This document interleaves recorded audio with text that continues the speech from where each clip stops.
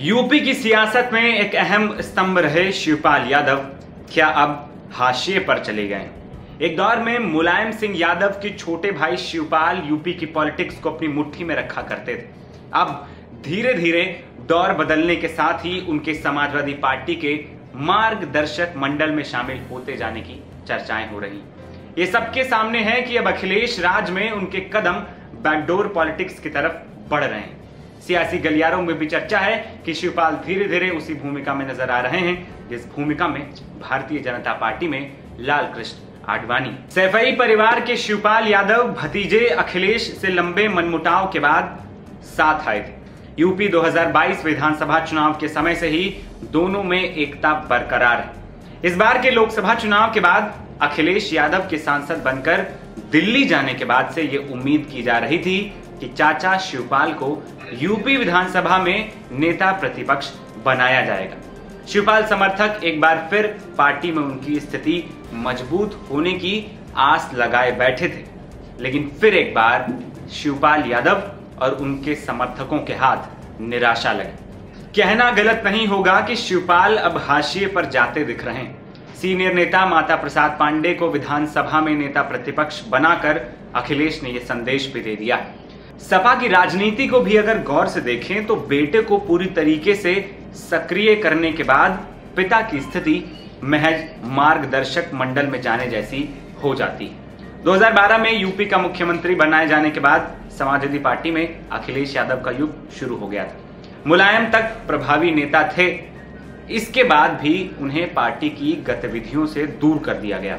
बाद में अखिलेश ने पूरी समाजवादी पार्टी पर ही अपना प्रभाव स्थापित कर लिया था। शिवपाल यादव के बेटे आदित्य यादव को इस बार समाजवादी पार्टी ने बदायूं से चुनावी मैदान में उतारा।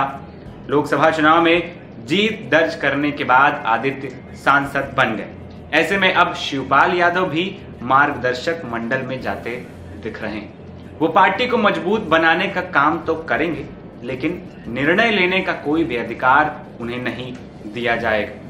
दरअसल 2012 में अखिलेश के सीएम बनने के बाद अखिलेश और शिवपाल के बीच भरोसा न होने वाली स्थिति पैदा होना शुरू हो गई थी। लोकसभा चुनाव 2024 के दौरान पीडीए राजनीति को अखिलेश ने धार भी दी। दलित पिछड़ों पर लगाया गया उनका दांव कामयाब भी रहा। पहली बार यूपी की 80 लोकसभा सीटों में 37 सीटों पर जीत दर्ज कर अखिलेश ने समाजवादी पार्टी के इतिहास का सबसे बेहतर प्रदर्शन लोकसभा चुनावों में कर डाला। वहीं दूसरी ओर घोसी और आजमगढ़ में सक्रिय भूमिका मुलायम सिंह यादव के निधन के बाद से शिवपाल जिस प्रकार से निभाते आए हैं, उसमें वो हमेशा अखिलेश यादव के साथ खड़े रहे। उसमें भी राजनीतिक मैदान में सकारात्मक संदेश दिया। भाजपा को बैकफुट पर धकेलने में वो कामयाब रहे। घोसी सीट पर हुए उपचुनाव में भी शिवपाल ने खूब सक्रिय भूमिका निभाई और सपा प्रत्याशी सुधाकर सिंह को जिताने में कामयाब रहे।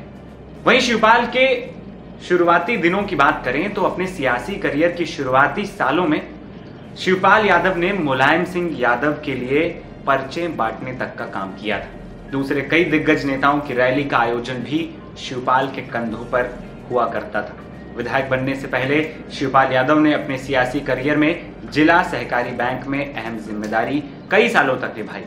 1988 से 1991 तक वे इटावा जिला के सहकारी बैंक के अध्यक्ष रहे थे। इसके बाद 1994 से 1998 के बीच यूपी के सहकारी ग्राम विकास बैंक के अध्यक्ष पद पर भी वो रहे।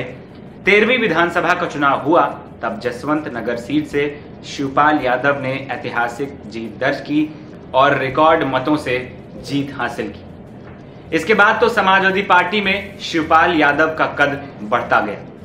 पहले वे सपा के प्रदेश महासचिव बनाए गए। उसके बाद 2009 में उन्होंने प्रदेश अध्यक्ष के रूप में भी कमान संभाली। 2009 तक में शिवपाल यादव की भूमिका इतनी ज्यादा बढ़ चुकी थी कि मायावती सरकार के दौरान वे नेता प्रतिपक्ष भी रहे। इसके बाद 2012 में जब अखिलेश यादव की अगुवाई में एक बार फिर यूपी में समाजवादी पार्टी की सरकार बनी, निर्माण, सिंचाई और सहकारिता मंत्रालय शिवपाल यादव के खाते में गए। एक समय वो था और एक आज का समय है कि शिवपाल की राजनीति लगभग पूर्ण विराम तक पहुंच चुकी है। मेरा नाम है आदर्श और आप देख रहे थे एनबीटी ऑनलाइन। नमस्कार।